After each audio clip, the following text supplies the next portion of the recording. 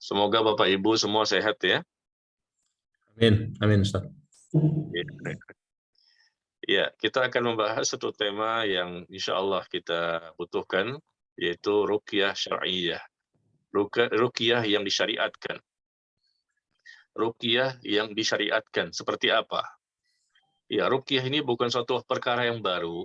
Kita semua insya Allah sudah pernah mendengarkannya.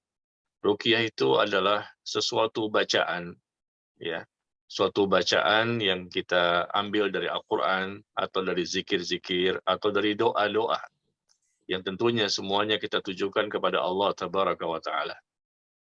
Jadi ruqyah itu bacaan Al-Quran atau mungkin zikir atau mungkin doa-doa. Dan kita bisa meruqyah diri kita sendiri atau mungkin kita meruqyah, ya, mendoakan orang lain. Jadi ini pernah terjadi di zaman Nabi SAW dan para sahabatnya. Dan Al-Quran adalah firman Allah, kalamullah, yang kita baca insya Allah setiap hari. Dan kalamullah, yaitu Al-Quran ini juga ternyata bisa menjadi sebab untuk Allah datangkan kesembuhan bagi seseorang. Dan ruqyah ini merupakan sebab, ya. Sedangkan kita meyakini bahwa manfaat dan kesembuhan itu hanyalah datang dari Allah. Dan dengan izin Allah Tabaraka wa Ta'ala. Ruqyah hanyalah sebab. Bukan ruqyah yang menyebabkan kita itu sembuh. Tapi ruqyah sebab sebagai sarana, sebagai wasilah untuk datangnya kesembuhan yang datang dari Allah Tabaraka wa Ta'ala dan bermanfaat untuk bisa mengobati penyakit, baik itu penyakit fisik maupun penyakit hati atau yang lainnya. Ya, subhanallah. Untuk mengobati penyakit hati maupun penyakit fisik, adapun penyakit hati terdiri dari dua macam, yaitu penyakit syubhat atau ragu-ragu dan penyakit syahwat atau hawa nafsu. Ya. Jadi ruqyah ini sekali lagi saya ulangi adalah ayat-ayat Al-Qur'an, doa-doa dan zikir-zikir yang kita ambil dari Al-Qur'anul Karim dan sunnah Nabi sallallahu alaihi wasallam. Ya, bentuk doa atau ta'awudz dengan nama dan sifat Allah dengan bahasa Arab atau bahasa lain yang bisa dipahami maknanya. Ya, ini mesti dipahami sebagai dasar dulu bahwa ruqyah hanya sebab dan ruqyah pun harus dengan ayat Al-Qur'an, dengan doa, dengan zikir, dengan ta'awudz, ya, dengan bahasa Arab atau bahasa lain yang bisa kita pahami maknanya. Dan Allah sebutkan dalam Al-Quran, coba kita lihat di surah Yunus. Di surah Yunus, ya, ayat ke-57, Allah sebutkan, Ya ayuhan nas, qad ja'atkum mau'izatun min rabbikum, wa shifaa'un lima fis sudur, wa hudaw wa rahmatul lil mu'minin. Wahai manusia, kata Allah, di surah Yunus ayat ke-57. Wahai manusia, sungguh telah datang kepadamu pelajaran, yaitu Al-Quran dari Tuhanmu, dan penyembuh bagi penyakit-penyakit yang ada di dalam dada, serta petunjuk dan rahmat bagi orang-orang yang beriman. Jadi Al-Quran itu juga sebagai penyembuh bagi penyakit-penyakit yang ada di dalam dada. Penyakit zahir maupun penyakit batin. Bisa disembuhkan dengan izin Allah dengan sebab Al-Quran. Dan Al-Quran kalamullah. Al-Quran adalah firman Allah. Ya. Kemudian yang kedua, kita bisa lihat di surah Al-Isra. Di surah Al-Isra, surah 17, ayat ke-82. Surah ke-17, ayat ke-82, kembali Allah berfirman, وَنُنَزِّلُ مِنَ الْقُرْآنِ مَا هُوَ شِفَاءٌ وَرَحْمَةٌ لِلْمُؤْمِنِينَ وَلَا يَزِيدُ الظَّالِمِينَ إِلَّا خَسَارًا. Allah Tabaraka wa Ta'ala berfirman, dan kami turunkan dari Al-Quran ini sesuatu yang bisa menjadi penawar dan rahmat bagi orang-orang yang beriman. Ya, penawar dan rahmat bagi orang-orang yang beriman. Intinya adalah Al-Quran merupakan salah satu ruqyah, salah satu zikir, salah satu doa, dan doa-doa dan zikir kita bisa ambil dari Al-Quran. Begitu juga kita bisa ambil dari hadis-hadis Nabi Sallallahu Alaihi Wasallam. Begitu banyak sekali zikir, doa, ataupun salawat, ya, ataupun yang lainnya yang Rasul ajarkan kepada kita. Maka ketika kita meruqyah, mungkin kita memiliki penyakit zahir, penyakit fisik, ya, penyakit apa saja. Jangan kita kira bahwa ruqyah ini hanya khusus untuk mengobati orang yang kesurupan, gangguan dari setan jin saja, padahal tidak. Ruqyah itu juga bisa untuk mengobati penyakit fisik, ya. Apakah penyakitnya? Ya sebutkan saja, mungkin diabetes, mungkin jantung, mungkin kanker, mungkin ginjal dan lain-lain. Jangan remehkan, ya. Karena ruqyah ini merupakan alternatif yang paling terbaik, ya, terbaik justru. Kita upayakan, kita minta kepada Allah dengan cara-cara yang syar'i. Kita silahkan saja berobat kepada dokter, tapi jangan lupa dengan ruqyah, karena begitu banyak orang yang sembuh penyakitnya dengan sebab ruqyah. Yang penting dia ikhlas, dia yakin, dia akan ruqyah yang dia lakukan, dan tentunya semua terjadi dengan izin Allah Tabaraka wa Ta'ala. Ya. Jadi ruqyah hanyalah sebab, dan ruqyah dengan ayat Al-Quran maupun hadis, kemudian tidak mengandung penyelisihan. Tidak mengandung penyelisihan terhadap syariat. Tidak boleh ruqyah yang ada unsur syirik, atau unsur sesuatu yang menyelisihi sunnah, atau ada unsur kemaksiatan. Ini nggak boleh, ya. Karena kita ini sedang meminta kepada Allah, maka tidak boleh kita sertakan cara-cara yang bernilai kesyirikan, atau bernilai sesuatu yang menyelisihi sunnah, atau ada kemaksiatan di dalamnya. Nah, contoh ruqyah yang mengandung syirik. Contoh ruqyah yang mengandung syirik seperti memohon kepada selain Allah, meminta kepada selain Allah. Adanya penyembelihan-penyembelihan yang ditujukan untuk selain Allah. Atau mungkin menggunakan jimat-jimat sebagai media, dan lain-lain. Ya, yang Allah dan Rasulnya tidak pernah ajarkan. Bahkan Nabi SAW menyebutkan, Innar ruqa wa tamaim wa tiwalah syirkun. Dalam hadis yang dikeluarkan oleh Imam Abu Daud, Nabi SAW bersabda, sesungguhnya ruqyah, jimat, dan guna-guna itu adalah perbuatan syirik. Sesungguhnya ruqyah, jimat, dan guna-guna itu adalah perbuatan syirik. Nah, ruqyah di sini disebutkan perbuatan syirik, artinya ruqyah yang memang ada nilai kesyirikannya. Tidak semua dikatakan ruqyah itu syirik, tidak. Rasul menyebutkan di sini sesungguhnya ruqyah itu syirik. Artinya ruqyah yang ada nilai kesyirikannya.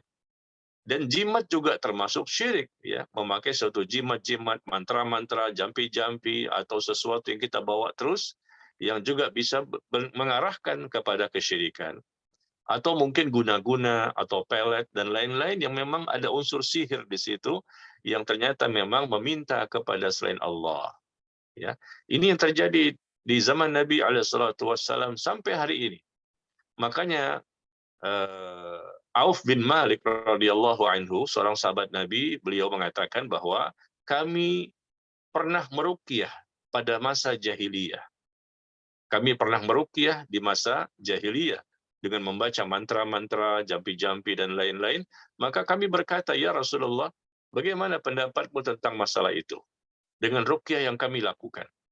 Maka beliau SAW bersabda, perlihatkanlah ruqyahmu kepadaku. Coba perlihatkan, seperti apa ruqyahmu? Tidak apa-apa, tidak masalah, ruqyah itu boleh, selama tidak mengandung kesyirikan. Ya, ini penting sekali, jangan sampai mengandung kesyirikan. Adanya ritual ibadah, adanya persembahan, adanya bacaan-bacaan tertentu, yang ternyata isinya ya bukan meminta kepada Allah. Atau mungkin meminta kepada Allah, dan sekaligus juga meminta kepada selain Allah. Ya, sebagaimana para dukun. Para dukun dalam prakteknya, mereka tentunya kita ketahui, ya, mereka orang-orang yang kufur. Mereka sudah memberikan persembahan ibadah, ritual ibadah, doa, dan persembahan kepada selain Allah. Tidak bermanfaat kelebihan yang mereka miliki. Ya, dan mereka membaca mantra-mantra, jampi-jampi yang mungkin bisa jadi jika Allah mengizinkan, ya, orang itu sembuh, dan bisa jadi jika Allah tidak mengizinkan, maka orang itu pun tidak menjadi sembuh. Ya, kita jangan tertipu dengan adanya dukun, paranormal, tukang sihir, atau pengobatan alternatif, dan lain-lain yang nama-nama tersebut. Ya, banyak sekali mereka mempraktekkan ruqyah yang tidak syar'i, ruqyah yang tidak sesuai syariat. Mungkin bisa jadi mereka casingnya, penampilannya seperti ustadz, ya, berkedok ustadz, dukun yang berkedok ustadz. Ya, dari pakaiannya, dari kopiahnya, dari penampilannya, dari omongannya, seakan-akan menukil ayat maupun hadis, tetapi hati-hati karena mereka memang sengaja untuk menipu umat. Ya, kalau terang-terangan barangkali mereka tidak laku, tetapi mereka kadang-kadang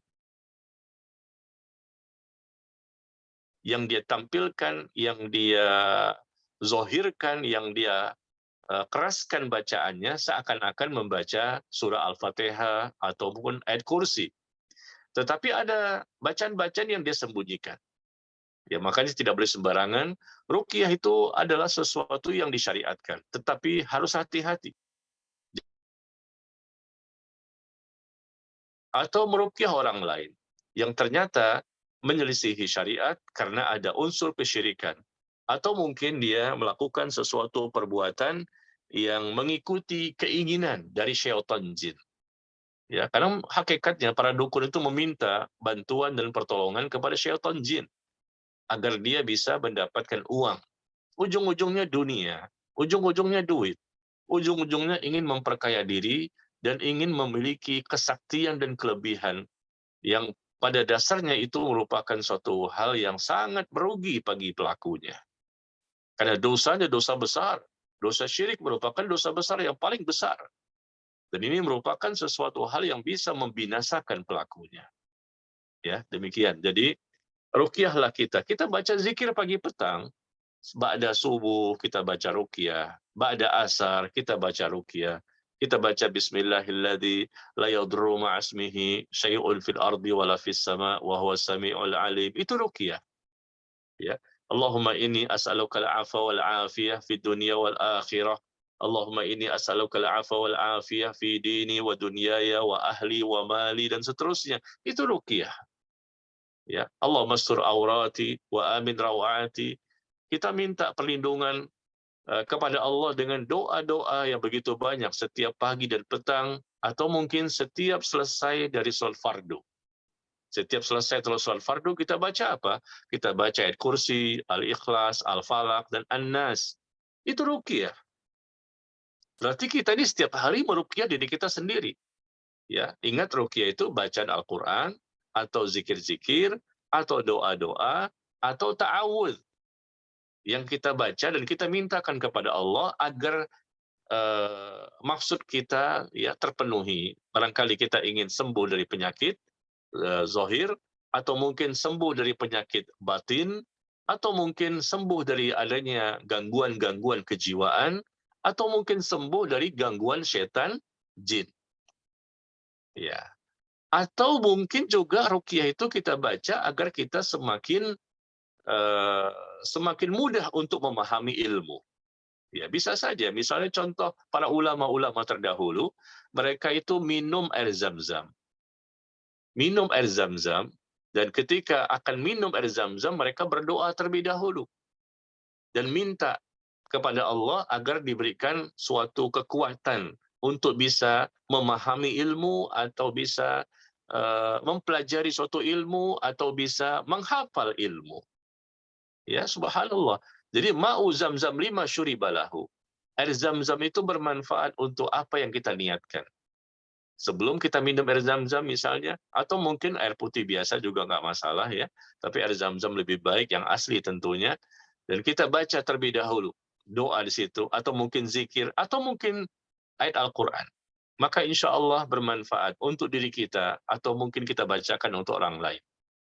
Ya, misalnya contoh misalnya yang lain, misalnya ada anak kecil yang sering nangis. Anak kecil yang nangis terus ya, kadang-kadang kita heran, kok nangis terus? Pagi, siang, sore, malam menangis. Pagi, siang, sore, malam menangis terus. Ini bayi kadang-kadang ada yang seperti itu.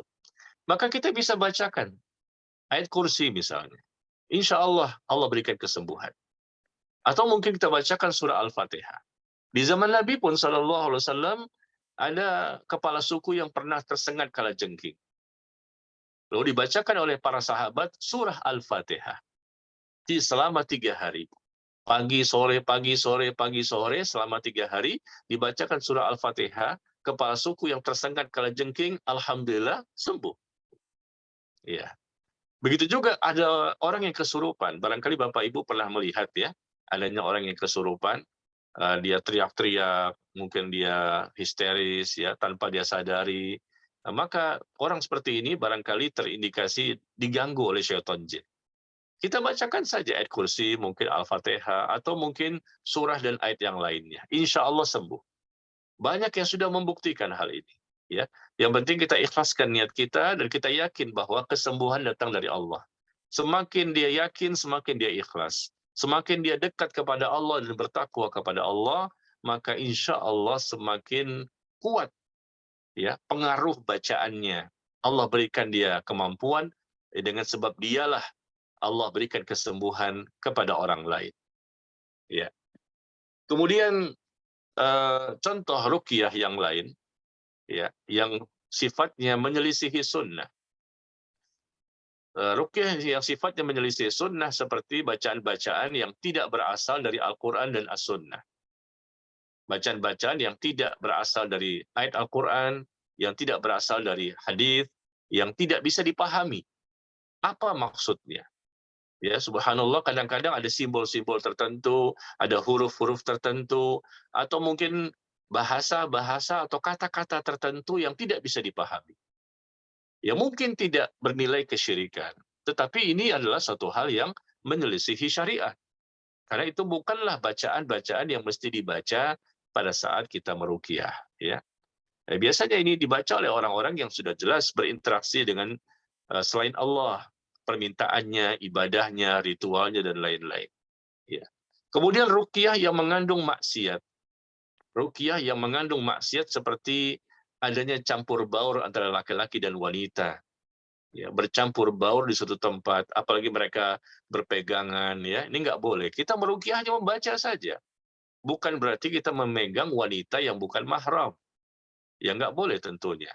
Kita membacakan saja, mungkin kita membacakan ruqyah kepada wanita yang bukan mahram boleh, tetapi bukan berarti kita memegangnya, ya bukan berarti kita berdua-duaan saja dengan wanita tersebut, ini tidak boleh. Ya ini terjadi di masyarakat. Akhirnya terjadilah sesuatu, terjadi musibah, mungkin ada pemerkosaan atau mungkin yang lainnya, naudzubillah min dzalik ya. Jadi tidak boleh seperti itu. Berdua-duaan atau menyentuh wanita yang bukan mahram dalam rangka untuk meruqyahnya. Ini perbuatan maksiat. Jadi ruqyah ada yang mengandung syirik, ada yang mengandung sesuatu yang menyelisih sunnah, ada yang mengandung kemaksiatan. Nah, kita lihat sekarang bagaimana tata cara ruqyah yang sesuai syariat. Yang pertama, Bapak Ibu sekalian, ruqyah yang sesuai syariat itu, ya, pertama diupayakan kita berwudu terlebih dahulu. Kita ingin meruqyah diri kita sendiri ataupun orang lain, maka sebaiknya kita hendaknya berwudu terlebih dahulu. Ya, ketika kita akan membaca kalimat-kalimat thayyibah, dianjurkan dalam kondisi suci, ya, agar kita ini memiliki kekuatan yang lebih. Ya, karena salah satu pembentengan yang kita bisa lakukan agar kita tidak diganggu oleh syaitan jin adalah kita juga berwudu. Ya, kita berwudu seperti itu.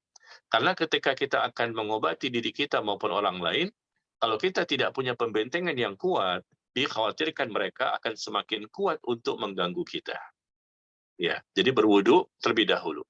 Yang kedua, tata cara ruqyah yang sesuai syariat adalah hendaknya kita membaca ayat Al-Quran ya, yang sering digunakan untuk ruqyah. Ya, meskipun semua Al-Quran bisa dipakai, dari Al-Fatihah sampai An-Nas, tetapi ada ayat Al-Quran yang lebih sering digunakan. Ya, mungkin ini lebih mudah dan lebih sering digunakan. Dengan niat bacaan itu untuk ruqyah. Ada orang baca Al-Quran dengan niat tilawah. Ada orang baca Quran dengan niat untuk menghafal, mengulang-ulang hafalan. Tapi di sini kita membaca Al-Quran dengan niat untuk meruqyah. Nah, contohnya apa? Seperti ayat kursi. Atau dua ayat terakhir dari surah Al-Baqarah. Atau surah Al-Ikhlas, Al-Falaq, dan An-Nas. Atau ayat lainnya. Ya, demikian. Ini cara kedua. Cara ketiga, bisa juga dengan menggunakan doa yang pernah diajarkan oleh Nabi SAW. Ya, nanti kita lihat contohnya banyak sekali ya. Yang keempat, bisa juga dengan mengusapkan tangan ke anggota tubuh yang bisa dijangkau atau yang sakit. Ya, kita mengusapkan tangan kita, telapak tangan kita yang sebelah kanan, kita tempelkan pada tempat yang sakit. Ya, yang mudah dijangkau pada tempat yang sakit. Dan Rasul juga menganjurkan kepada kita, apabila kita mengalami sakit untuk diri kita sendiri maupun orang lain, ya, terutama pada diri kita sendiri. Kita tempelkan telapak tangan kita ini pada tempat yang sakit, misalnya apa? Kita sakit kepala ya. Kepala kita sakit ini. Kita berobat. Kita makan obat barangkali karena kepala kita sakit. Padahal kita juga bisa dengan cara yang lain. Yakin. Kalau nggak yakin ya tentunya nggak bermanfaat. Ya, yakin, ikhlaskan niat, kita betul-betul berharap tawakal kepada Allah. Yaitu dengan kita tempelkan telapak tangan kanan kita ini, kita tempelkan di kepala kita. Kita tempelkan seperti ini, maka setelah itu kita baca bismillah 3 kali. Bismillah, bismillah, bismillah. A'udzu billah wa qudratihi min syarri ma ajidu wa uhadir. A'udzu billah wa qudratihi min syarri ma ajidu wa uhadir. A'udzu billah wa qudratihi min syarri ma ajidu wa uhadir 7 kali. Sekali lagi, Rasul menganjurkan kita menempelkan telapak tangan kita yang sebelah kanan ini pada kepala, baca bismillah 3 kali. Bismillah, bismillah, bismillah. Nah, setelah itu baca 7 kali. 7 kali, a'udzubillah wa qudratihi min syarri ma ajidu wa uhadir. A'udzubillah wa qudratihi min syarri ma ajidu wa uhadir. 7 kali. Maka dengan izin Allah, kata Nabi, engkau akan mendapatkan kesembuhan. Ya, jadi ruqyah untuk mengobati penyakit. Ya, mohon maaf ya, Bapak Ibu ini tadi saya dengar katanya angkatan 89 ya. Angkatan 89 berarti mungkin sekarang usianya sekitar 52 ya. Iya, Betul Ustaz. Bapak? Betul, Ustaz. 52. 52 itu masih muda atau sudah tua, Pak ya? Eh, tergantung, Ustaz. Yang penting ujungnya semua sama, Ustaz. Teman-teman udah pada pulang juga. Masya Banyak Allah. yang sudah berpulang juga. Ketua angkatan kita kemarin juga berpulang. Iya, Tahun lalu, 2 tahun lalu ya. Itu iya. dengan pandemi ini kan ini banget gitu loh, Ustaz. Banyak perubahan lah. Tapi Iya. insya Allah ke arah yang baik ya, Ustaz. Kita jadi lebih dekat ya. Maksud saya menanyakan tadi usia sekitar 52 ternyata benar. Kenapa?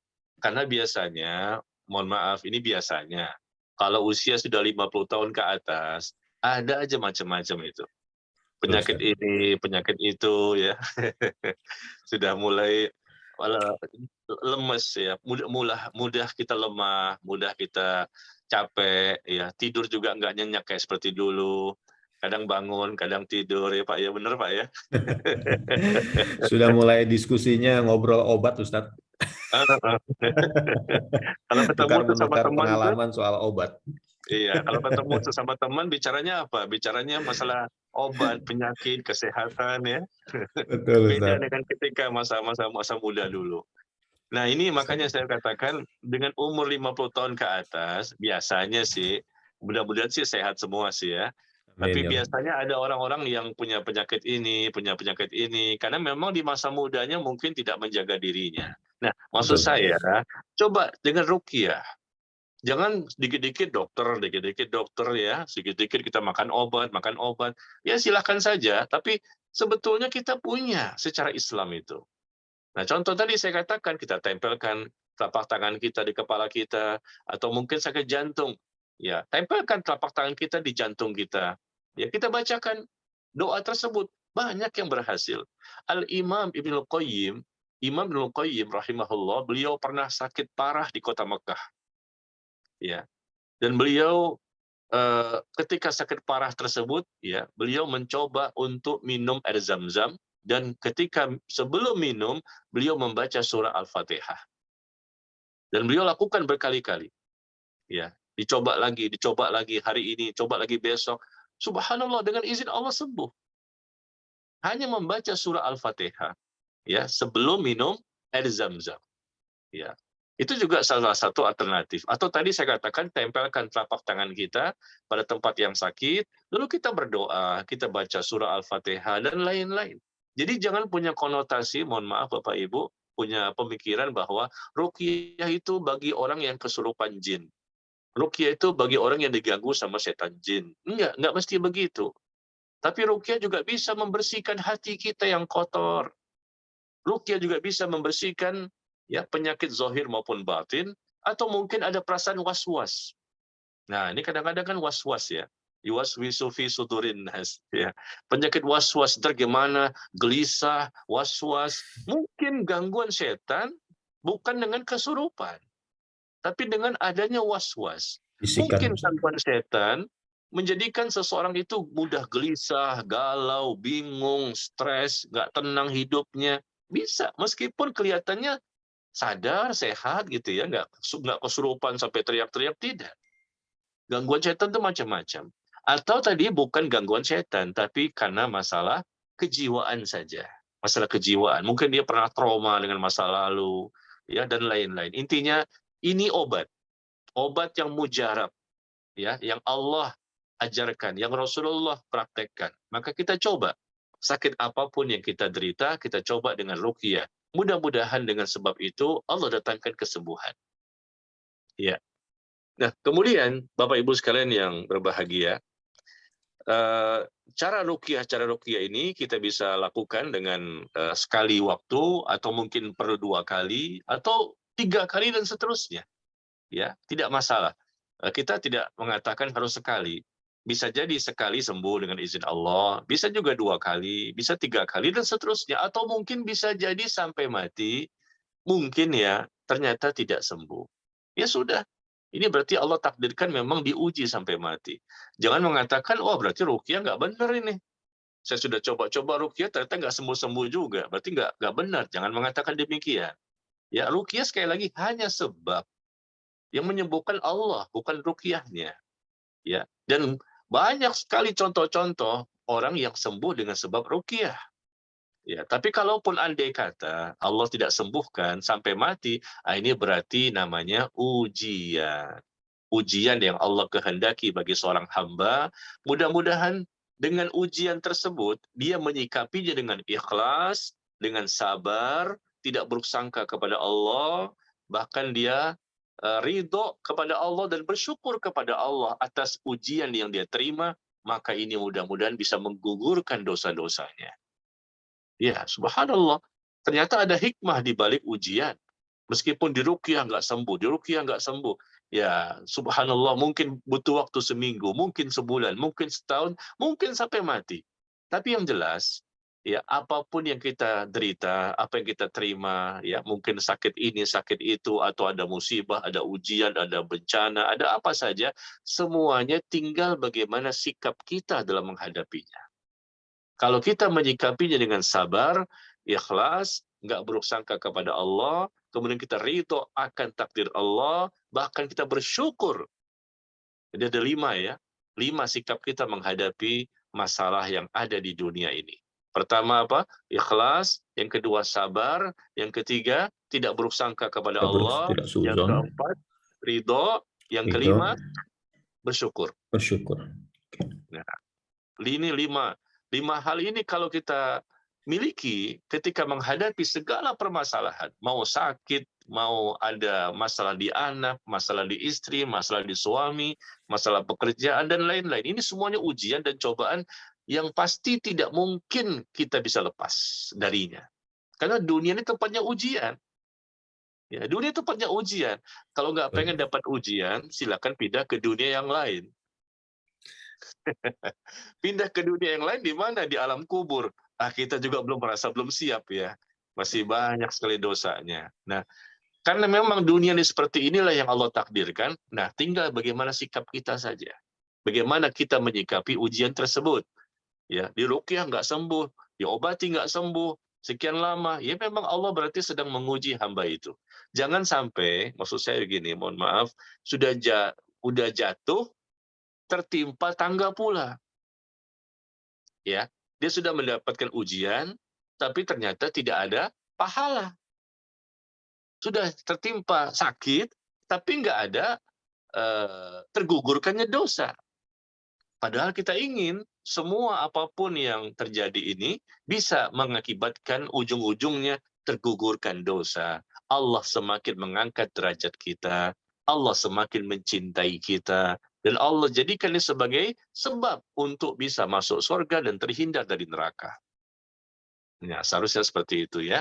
Jadi bagi yang barangkali sudah mempraktekkan ruqyah yang sesuai syariat dengan bacaan-bacaan yang dilakukan, ternyata mungkin barangkali belum sembuh, coba lagi. Belum sembuh juga, coba lagi. Jangan ragu-ragu dengan ruqyah. Karena ruqyah itu doa. Ruqyah itu doa. Dan doa itu merupakan ibadah yang paling besar. Dan doa itu merupakan ibadah yang paling utama. Ya, dan doa itu ibadah yang sangat Allah cintai. Ya, kita berdoa untuk diri kita maupun untuk orang lain. Ya.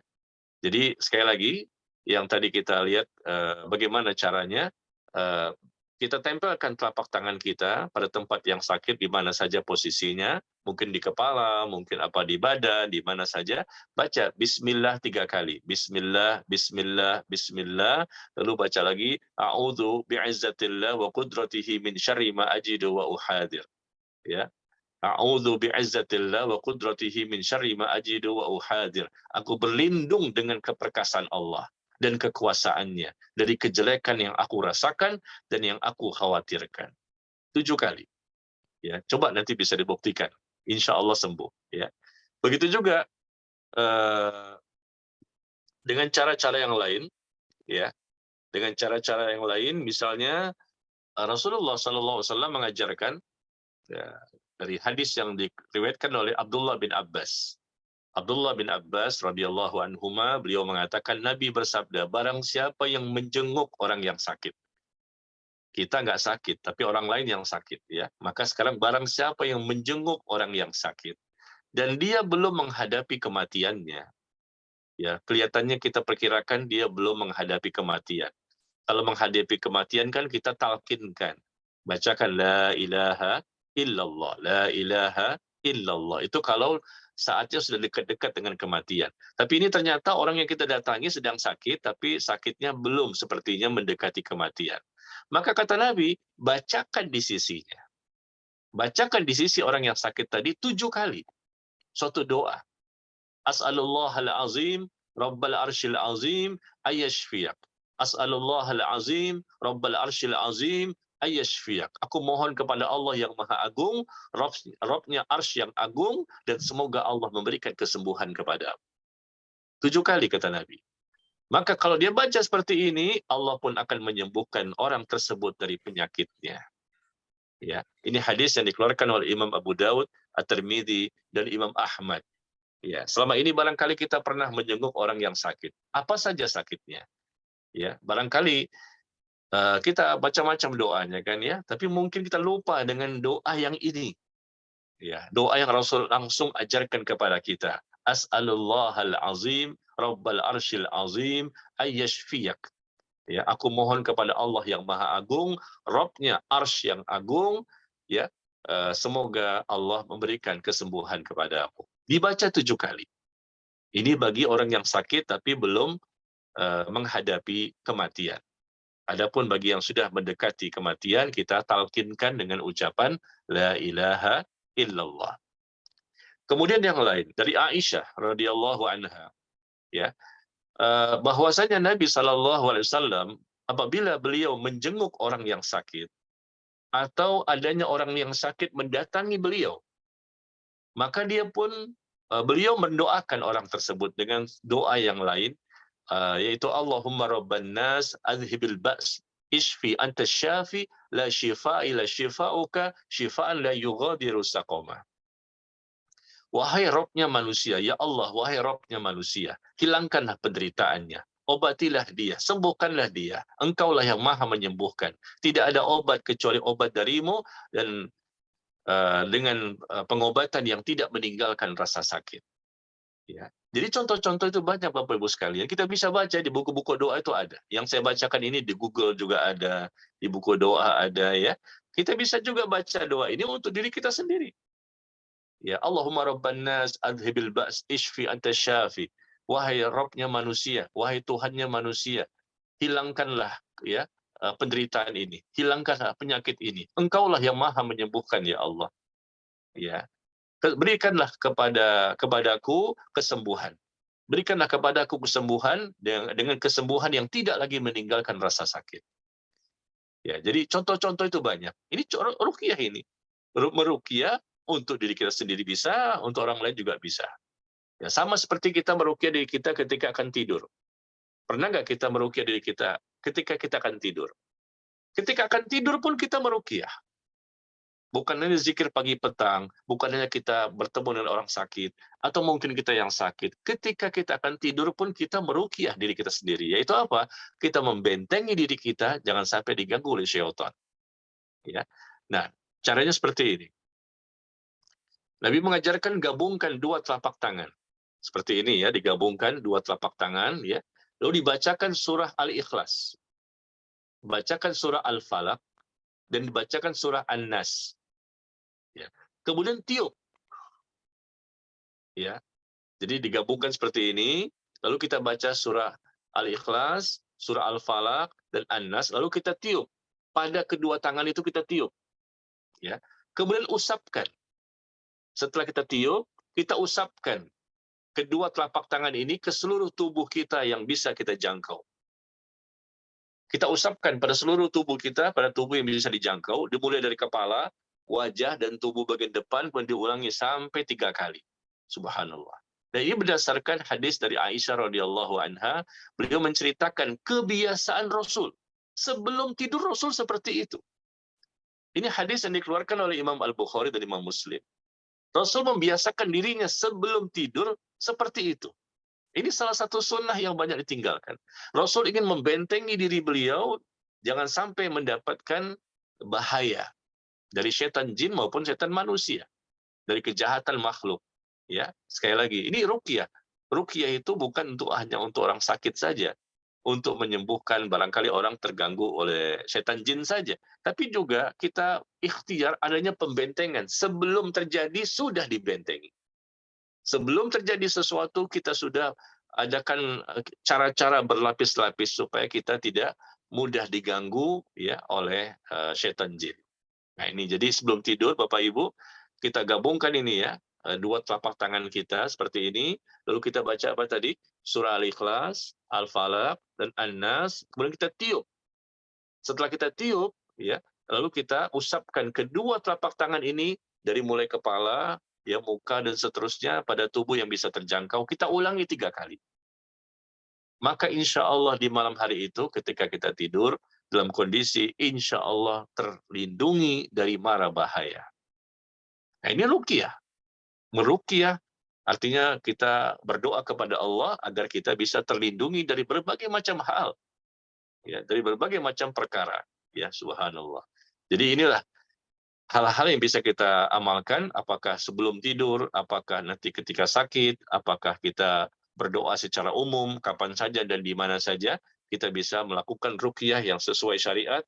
Dan sekali lagi bahwa ruqyah ini adalah sesuatu hal yang memang sangat dianjurkan dan kita rutinitaskan ya setiap hari karena kita butuh pembentengan agar jangan sampai kita diganggu oleh setan jin dan jangan sampai kita meruqyah dengan cara-cara yang tidak benar sebagaimana dilakukan oleh para peruqyah yang mereka demi mencari uang ya, mencari ketenaran, mencari kesaktian yang tidak ada artinya tapi itu bisa menjerumuskan mereka kepada dosa besar. Ya. Ya, barangkali sampai di sini. Nanti kalau ada ini pertanyaan bisa disampaikan ya. Demikian. Ya, baik Ustaz. Alhamdulillah, syukurillah. Alhamdulillah ya Allah, luar biasa sekali, Masya Allah.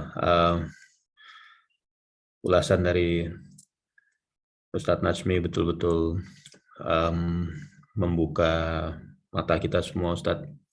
Yang memang betul, Ustadz. Saya tidak bisa mewakili kawan-kawan yang ada, tapi saya bisa mewakili diri saya sendiri kalau memang kita sepertinya sudah lupa ya Ustadz, bahwa ruqyah ini memang sesuatu yang sebetulnya bisa menjadi rutinitas kita sehari-hari.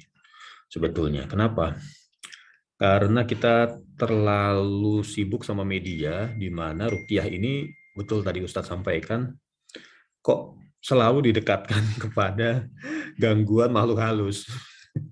Iya. Gitu. Jadi yang tadi yang Ustadz sampaikan itu dan ternyata memang kalau saya kembali ke saya coba menukil sedikit Ustadz nih ruqyah dalam Wikipedia ini artinya adalah metode penyembuhan. Ya, metode penyembuhan dengan cara mendoakan pada orang yang sakit akibat dari ain atau mata hasad, saya nggak gitu ngerti Ustadz nih, mata hasad, sengatan hewan atau bisa dari sihir, dari rasa sakit, gila, kerasukan dan gangguan jin. Ini yang ada di Wikipedia. Sepertinya masyarakat awam, para muslimin nih khususnya di Indonesia ini yang paling diingat yang terakhir nih Ustadz. Gila, kerasukan dan gangguan jin. Iya. Selebihnya kayaknya pada lupa nih bahwa ada bisa menyembuhkan rasa sakit. Kemudian kalau definisi ruqyahnya sendiri di sini secara terminologi ya adalah al-uzah atau sebuah perlindungan yang digunakan untuk melindungi orang yang terkena penyakit. Ya, jadi alhamdulillah dengan izin Allah kita bisa mendengar lagi reminder dari Ustadz mengenai pentingnya ruqyah ini Ustadz. Ya, dan ternyata tidak sulit-sulit amat ya Ustadz. Ternyata arti dari Quran yang salah satunya adalah asyifa adalah penyembuh, yaitu memang yang menjadi sumber dari kesembuhan. Dan saya ya dan saya yakin teman-teman juga yakin bahwa sumber kebenaran ya hanya Al-Quran. Ya, ini saya coba bacakan Ustadz, ada beberapa pertanyaan yang masuk. Ya, sebentar. Saya ambil dari atas dulu. Assalamualaikum Ustadz, ingin menanyakan ruqyah mandiri untuk seseorang yang di luar kota, apakah bisa? Atau harus ruqyahnya harus ada orangnya? Jadi apakah ruqyah itu harus berhadap-hadapan, fisik to fisik, ya? Atau berjauhan? Berjauhan ini kan sekarang sebenarnya dunia dalam genggaman ya Ustadz. Kita bisa bicara berhadapan dengan orang-orangnya nggak ada, tapi kita pakai video call. Video call seperti itu. Gitu. Jadi gimana nih Ustadz tanggapannya? Apakah harus berhadapan atau bagaimana gitu? Silakan Ustadz, Iya. dijawab satu-satu. Pertanyaan ini pernah ditanyakan kepada para ulama di Saudi Arabia. Ya, bagaimana kalau seandainya membacakan Al-Quran dengan niat ruqyah menggunakan media telepon jarak jauh? Ya, jadi jarak jauh seperti ya handphone atau telepon yang lain ya, dia bacakan itu kepada orang yang berada di luar kota. Maka fatwa dari majelis ulama di sana mereka mengatakan bahwa ruqyah itu mestilah di hadapan orang yang sedang sakit, bukan dengan jarak jauh seperti itu. Dan hal Ya, itu ya. tidak dilakukan, ya, tidak dilakukan dengan menggunakan media telepon jarak jauh. Kenapa? Karena tata cara ruqyah itu demikian yang Rasul ajarkan. Ya, tidak pernah mereka melakukannya dengan jarak jauh, tapi mereka selalu melakukannya dengan jarak dekat dan langsung kepada orang yang memang membutuhkan untuk dibacakan doa. Memang doa itu kapan saja, di mana saja bisa. Dan kita bisa mendoakan orang lain yang jarak jauh. Ya, namanya doa kan ya. Untuk membacakan doa bisa. Misalnya sekarang saya mendoakan Bapak, ya Bapak semoga Bapak sehat, segala macam. Kan bisa seperti itu ya. Ya. Tapi kalau sudah diniatkan untuk ruqyah, berarti kan ada membacakan Al-Quran di situ. Bukan sekedar doa, tapi ada Al-Qurannya. Dan ada zikir-zikirnya. Nah, kalau sudah masuk kepada Al-Quran dan zikir-zikir ini, tentunya harus ketemu sama orangnya. Ya, Oke. kalau doa barangkali kita bisa bahkan bertemu seperti ini kan ya, online bisa melihat langsung wajahnya, Betul. kita bisa mendoakan. Tapi untuk membaca Al-Quran supaya pengaruhnya, dampaknya ya kena kepada orang yang memang kita niatkan, apakah Al-Qurannya itu ataupun zikir-zikirnya, maka hendaknya bertemu langsung. Dibacakan langsung kepada orangnya dan hasilnya bisa lebih maksimal. Hasilnya lebih maksimal. Ini disebutkan oleh para ulama di Saudi Arabia seperti itu. Jadi bukan dengan telepon jarak jauh dan lain-lain untuk membacakan Al-Quran.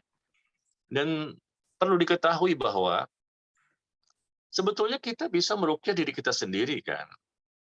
Ya, kenapa kita tidak baca? Kadang-kadang kita Ya, kurang pede. Kadang-kadang kurang pede. Kayaknya saya ini belum bisa Pak Ustadz. Apakah Anda hafal Al-Fatihah? Hafal. Al-Ikhlas hafal?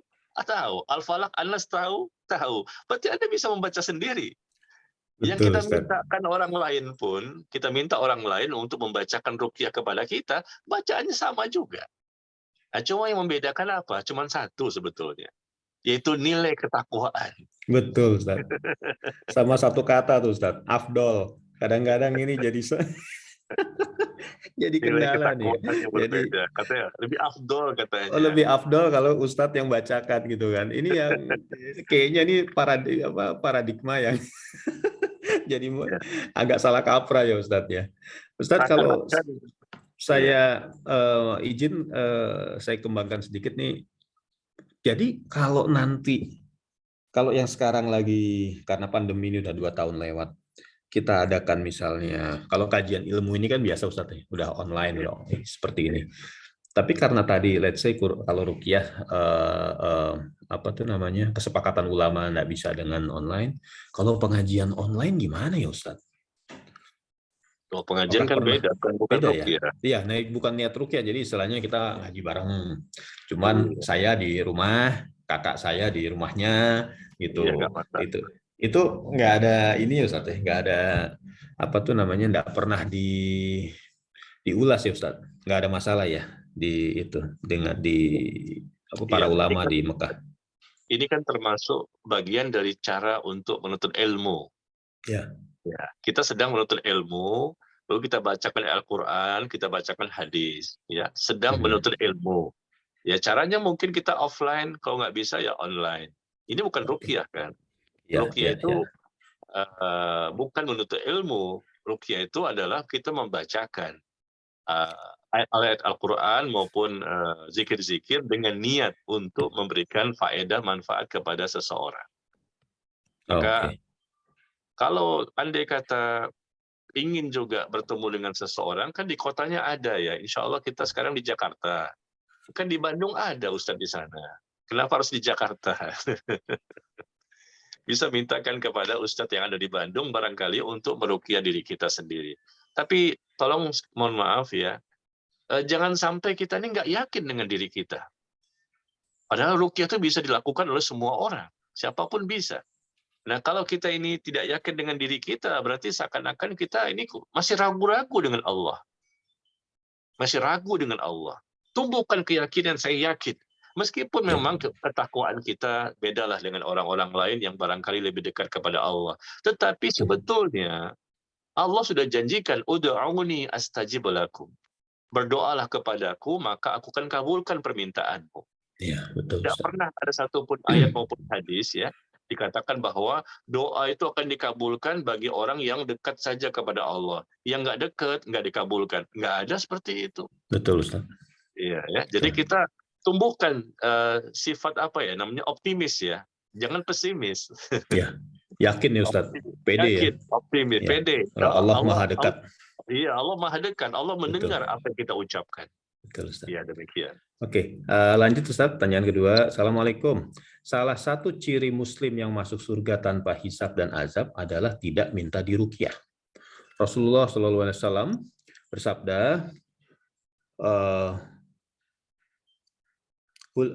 huwallazina la yatatayyaruna wala yastarakuna wala yaqtawuna wa ala rabbihim tatawakkalun.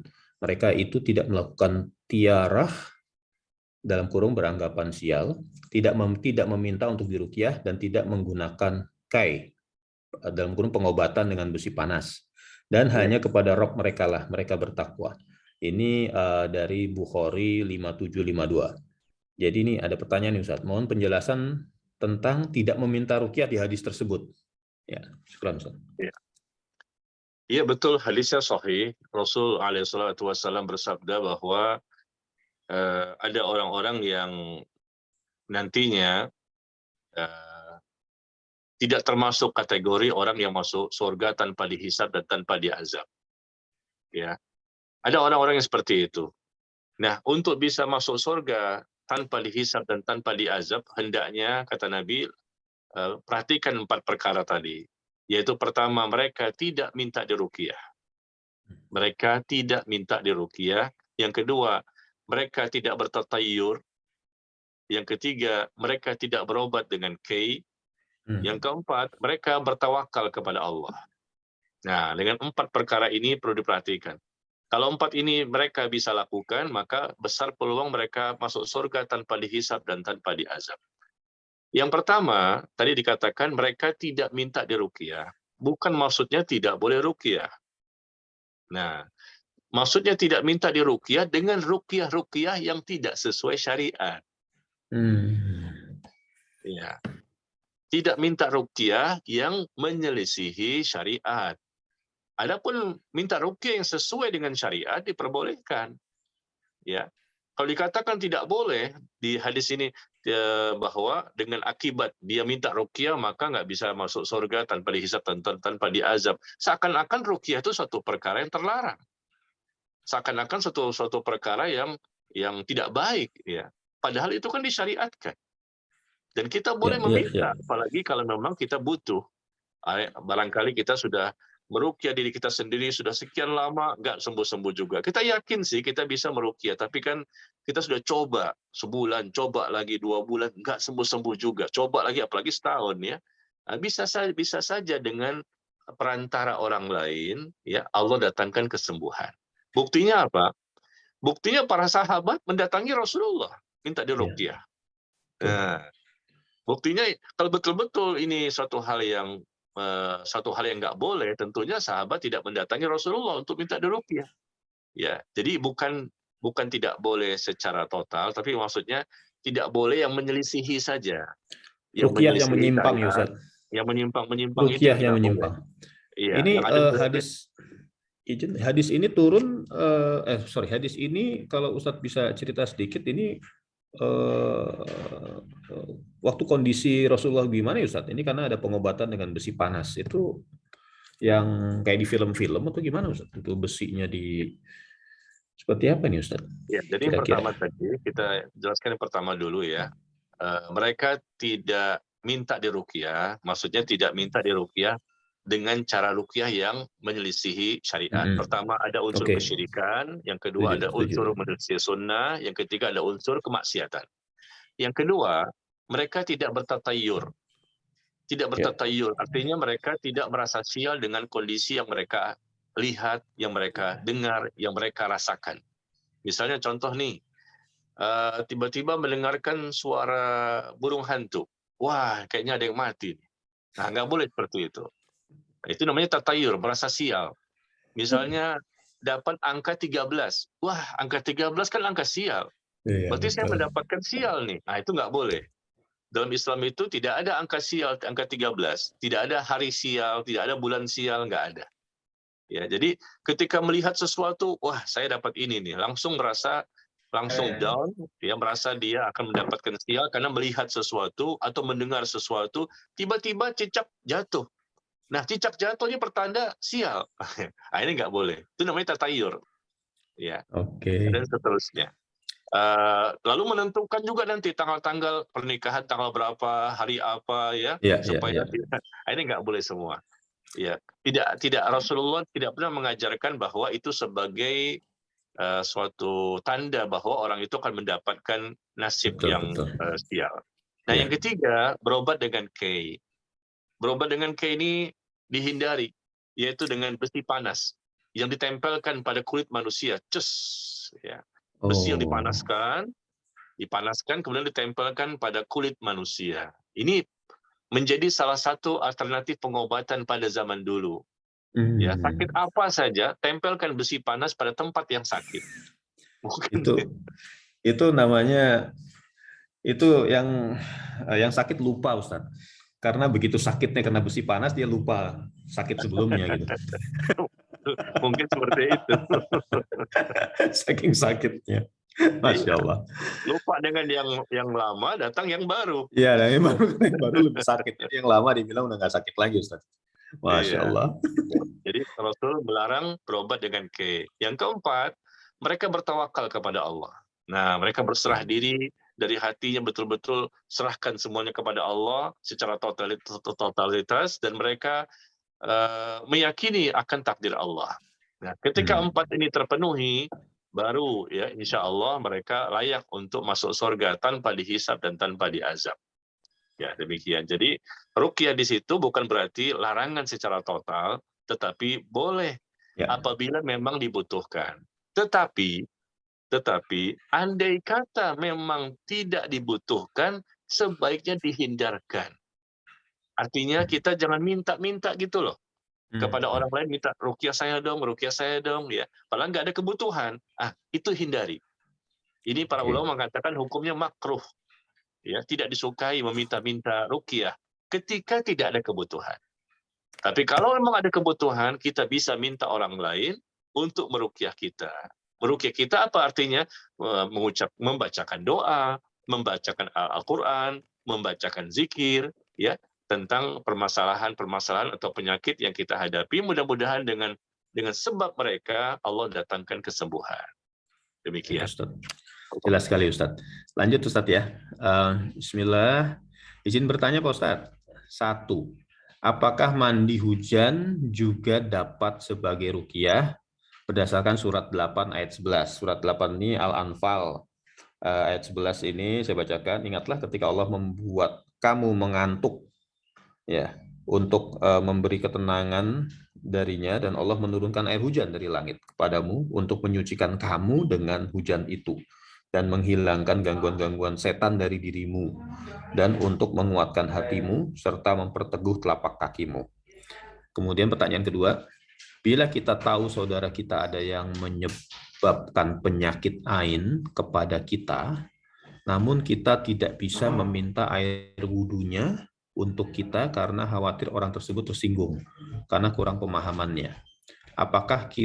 Apakah bisa kita ruqyah sendiri dengan doa-doa yang Pak Ustadz sebut tadi? Mohon jawabannya, Pak Ustadz. Jazakallah.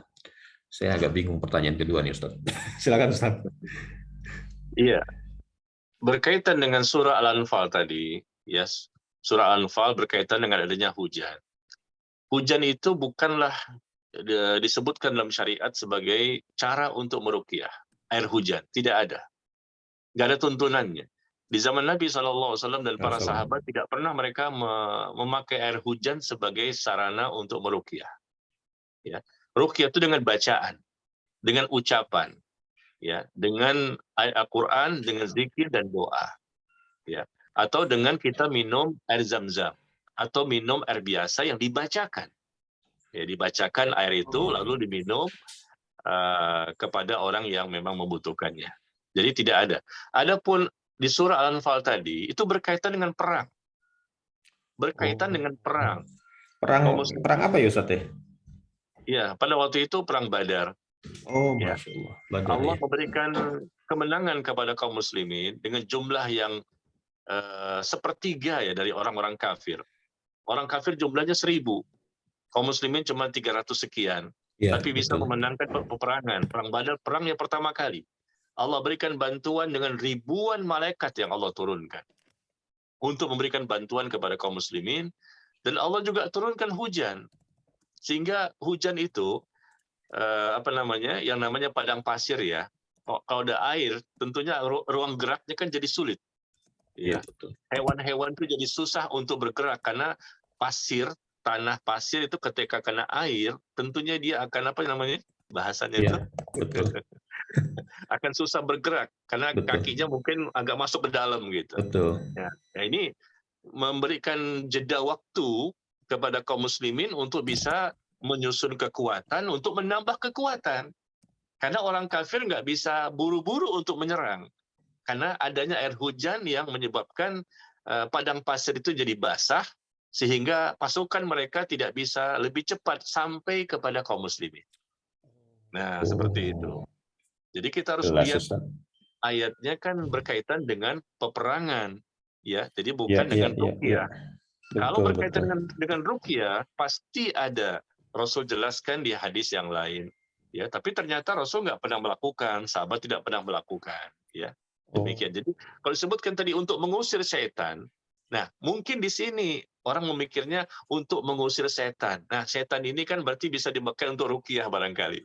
Padahal setan di sini maksudnya orang-orang kafir itu yang menyerang kaum muslimin, mereka disebutnya dengan setan. Ya, karena setan itu adalah manusia atau jin yang ingkar, kufur, durhaka kepada iya, Allah, namanya setan. Ya. Jadi jangan memahami kata-kata setan di sini dengan adanya air hujan, berarti ini iya, bisa dipakai ini untuk untuk ruqyah. Padahal setan itu maknanya kepada orang-orang kafir yang mereka memusuhi, membenci iya, dan betul. memerangi kaum muslimin. Jelas nih Demikian. Ustadz, kalau kita baca ayat sebelumnya betul nih Ustadz. Ini tentang ayat, umat muslimin saat itu mohon perlindungan dalam peperangan ini. Ayat 9 dan ayat 10. Jelas nih Iya. Ustaz, ayat 9, ingatlah kamu mohon pertolongan pada Tuhanmu, lalu diperkenankannya bagimu. Sungguh aku akan mendatangkan bala bantuan kepadamu dengan 1.000 malaikat yang datang berturut-turut. Ayat 9 Ustaz. Ayat 10-nya, dan tidaklah Allah menjadikan melainkan sebagai kabar gembira agar hatimu menjadi tentram karenanya. Dan kemenangan itu hanyalah dari sisi Allah. Sungguh Allah Maha Perkasa lagi Maha Bijaksana. Nah, baru ayat 11 itu Ustaz. Memang Iya. kita nggak bisa baca sepotong-sepotong nih Ustaz ya. Iya, betul. Nah, yang gini-gini memang perlu Ustadz nih. Kita cuma bisa baca nih. Yang pertanyaan kedua nih Ustadz. Saya terus terang agak nggak gitu ini, nggak gitu ngerti nih. Bila kita tahu saudara kita ada yang menyebabkan penyakit ain kepada kita, namun kita tidak bisa minta air wudhunya untuk kita karena khawatir orang tersebut tersinggung karena kurang pemahaman. Ini gimana ya Ustadz ya maksudnya ini? Iya, penyakit ain, penyakit mata jahat. Jadi Hmm. ada orang-orang yang memang memiliki hasad, dengki, iri ketika dia melihat orang lain, ya, dengan hasadnya, dengkinya, rusaknya hatinya. Dari pandangan matanya itu dengan izin Allah menjadikan orang itu bisa mendapatkan mudarat. Itu namanya ain, ya, penyakit ain. Oh, Jadi matanya bukan mata penuh dengan kasih sayang, tapi matanya penuh dengan hasad, dengki, iri yang luar biasa, sehingga dengan izin Allah, ya pandangan itu bisa menyebabkan orang mungkin sakit, bahkan bisa mati. Ya seperti itu. Penyakit ain ini sangat berbahaya. Maka salah satu pengobatannya kalau memang diketahui demikian, karena ini pernah terjadi di zaman Nabi SAW. salah. Maka dengan cara dia berwudu, air wudunya nanti dibuat buat air mandi bagi orang yang kena tadi. Air Gitu ya wudunya Ustadz ya. ya, dipakai untuk mandinya orang yang terkena penyakit ain. Dan yang kedua, bukan sekedar pandangan mata yang jahat karena hasad dan dengki, tapi ain juga bisa terjadi karena memuji-muji yang berlebihan. Waduh. Cantiknya, gantengnya, hebatnya, nah itu misalnya. Mungkin ada bayi kan ya, bayi ini cakep sekali ya, atau mungkin siapalah, dipuji-puji berlebihan. Nah itu juga berbahaya. Ya, jadi dengan pujian berlebihan mungkin kepada sesuatu yang menarik, ya mungkin bayi ataupun benda-benda yang lain, dengan pujian berlebihan itu bisa terkena ain, itu penyakit ain, dan sehingga itu juga bisa membahayakan orang lain. Nah, cara pengobatannya sama, ya. Kalau memang diketahui ternyata orang itu setelah bertemu orang ini, orang itu sakit. Nah, bisa jadi dialah penyebabnya. Ya, kita tahu setelah bertemu orang ini, habis dia memuji-muji tiba-tiba sakit. Nah, bisa jadi Hmm. karena hasil pujiannya itu, ya. Atau mungkin karena hasad, kalau hasad mungkin barangkali kita tidak tahu ya, tapi kalau memuji-muji kan kita dengar langsung. Iya, Nah, betul. ini bisa dimintakan orang itu untuk berwudu dan air bekas wudunya bisa dibuat mandi kepada orang yang terkena penyakit ain tadi. Dan Ya, itulah di ya, zaman ya. Nabi Rasul menyuruh demikian. Nah, makanya kita ini jangan bermudah-mudah menaruh foto-foto di sosial media ya, mungkin ada Oh, oke. bayi-bayi ya, ini bahaya juga nih. Ada bayi-bayi terutama lah, kan bayi ini kan masih lemah, dia nggak punya pembentengan, dia nggak punya dia belum baca-baca ayat atau zikir Iya, iya. ataupun doa ya, ya sangat lemah pembentengannya. Dikhawatirkan ada foto-foto bayi yang lucu-lucu, tiba-tiba ada orang yang memujinya berlebihan. Foto Bisa atau ya Ustadz ya? video bisa, itu penyakit ain. Masya Ya Allah. dipuji berlebihan, mungkin foto atau video, atau mungkin bukan memuji, ada orang yang hasad, nggak suka sama tetangganya barangkali yang ada foto bayinya atau videonya, dia hasad, benci yang luar biasa, Dan dengan izin Allah terjadi. Pandangannya itu tajam sekali, sinis. Ya, kena kepada orang yang dia pandang. Ada orang-orang seperti itu memang. Enggak semua orang ya. Tapi ada orang-orang tertentu yang memang pandangannya sangat tajam. Dan kalau memang diketahui dialah penyebabnya, maka dia diperintahkan untuk berwudu. Dan wudunya nanti dipakai untuk mandi orang yang terkena tadi, insya Allah setelah itu dia sembuh. Ya. Sulit ya Ustaz, kondisi saat Ya. ini. Makanya foto-foto dan gambar-gambar itu nggak boleh sembarangan yang ada di sosial media ya, terutama tadi yang bagus-bagus kayak bayi-bayi begitu ya. Jangankan bayi, Bapak. Ada satu cerita nih, saya cerita nih, kisah nyata. Ada jamaah saya, ibu-ibu, dia melapor kepada saya, dia menjual secara online kue-kue yang dia buat. Ini buat kue ya, bukan bayi nih. Nah, kemudian apa yang terjadi? Dia publikasikan kue-kuenya di sosial medianya, di WhatsApp-nya. Jadi status WhatsApp-nya itu ada gambar-gambar kuenya, terus dia punya Instagram, dia punya sosial media yang lain. Yang anehnya apa? Ketika ada orang yang memesan ya kue-kuenya dan sampai kepada orang yang mesan, itu kuenya jadi basi semua, Pak. Iya, pernah Kuenya dengar tuh Ustaz. jadi basi. Dia bingung kenapa jadi basi ya. Nah, dia publikasikan di sosial media dia atau di WhatsApp-nya. Nah, tapi kalau dia tidak publikasikan kue itu sampai kepada orang yang pesan, masih bagus, utuh, bisa dimakan. Dia sampaikan kepada saya katakan bisa jadi Bu, itu mungkin ada ain. Ada orang yang hasad, ya iri dengan bisnisnya ibu menampilkan. Maksudnya kan untuk ini ya, Jualan, untuk jualan betul maksudnya. jualan Ustaz. Apa Ya, niatnya ini bagus. advertising. Iya, kita memasarkan Ternyata kan jadi bisnis. bumerang ya Ustaz. Jadi bumerang, Allahu bisa Akbar. ada orang yang memang jahat gitu ya. Tapi tidak semua orang yang seperti itu. Ada orang tertentu yang memang Allah izinkan. Mungkin dia memuji berlebihan, mungkin dia hasad yang berlebihan. Sehingga dia cerita, herannya Pak Ustadz, ketika saya tampilkan kue saya untuk jualan ini, sampai ke orangnya basi, semuanya basi. Tapi kalau saya tidak tampilkan, itu utuh, bagus katanya. Nah, saya Ya katakan Allah. mungkin bisa jadi ada ain. Ini bukan masalah bayi ya, masalah kue saja bisa. Seperti itu. Nah, jadi kembali pada pertanyaan tadi, bagaimana kalau seandainya kita tahu ada orang inilah penyebabnya, tapi kita nggak enak kan ya untuk minta dia berwudu. Mungkin dia juga nggak paham. Ya sudah, kalau begitu kita berikan pemahaman. Jadi cara pertama, berikan pemahaman. Mohon maaf ya, dia ini menjadi sebab sakit sepertinya dengan sebab tadi kamu memuji dia ya. Iya, saya memuji dia. Coba deh, mohon maaf ya, secara agama tuh begini dan begini. Kita ceritakan hadisnya, Rasul juga pernah seperti ini. Tolong Anda berwudu deh. Mohon maaf, saya nggak menuduh ada macam-macam, tapi mungkin pujian inilah yang menyebabkan dia menjadi sakit. Anda berwudu, nanti wudunya Anda dipakai untuk mandinya orang yang sakit ini. Kita jelaskan dengan lemah lembut, ya minta tolong, ya. Mungkin juga dia nggak paham. Jadi cara ini dulu, ya. Alhamdulillah dia mungkin paham, dia berwudu dan wudunya ditadah dan bisa dibuat mandi. Orang yang terkena tadi, insya Allah dia sembuh. Kalaupun memang orang itu nggak bisa ketemu, mungkin dia pergi kemana, atau kita nggak tahu siapa nih orangnya, penyebabnya. Mungkin terkena ain. Nah, maka kita lakukanlah ruqyah tadi. Ruqyah mandiri. Kita membaca mungkin ayat kursi, al-ikhlas, al-falaq, an-nas, atau mungkin al-fatihah, ya. Kita baca pada diri kita sendiri, mungkin baca bismillahilladzi la yadurru ma'asmihi syai'un fil ardi wala fis sama' wa huwas samiul alim. Mungkin juga a'udzu bikalimatillahi tammati min syarri ma khalaq. A'udzu bikalimatillahi tammati min syarri ma khalaq. Atau yang lainnya. Atau mungkin juga kita bacakan pada air zam-zam atau air putih biasa. Ini juga bisa. Dibacakan di Zam-Zam, bacakan Al-Fatihah misalnya atau yang lainnya, lalu kita minum. Nah, caranya tuh banyak. Ada dengan ditempelkan telapak tangan kita pada tempat yang sakit, atau kita nggak tempelkan telapak tangan, tapi kita baca saja sendiri, biasa saja, sikap kita tenang biasa, atau mungkin dengan cara minum tadi. Dengan media air yang kita baca-bacakan, lalu kita minum. Nah, cara ini juga insya Allah bisa untuk membentengi diri kita. Demikian, wallahu a'lam.